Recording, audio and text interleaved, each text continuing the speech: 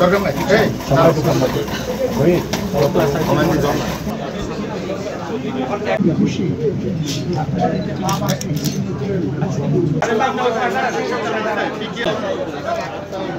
আরো পিছন দিক থেকে তুলো না।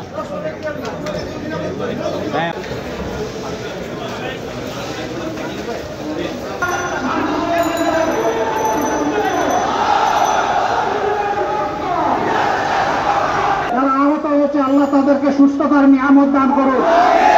এখন থেকে আগামীতে ইনশাআল্লাহ বাংলাদেশের জনগণ জাতি ধর্ম বর্ণ নির্বিশেষে আমরা হাতে হাত মিলিয়ে ইনশাআল্লাহ ইনসাফের বাংলাদেশ আমরা গড়ব ইনশাআল্লাহ।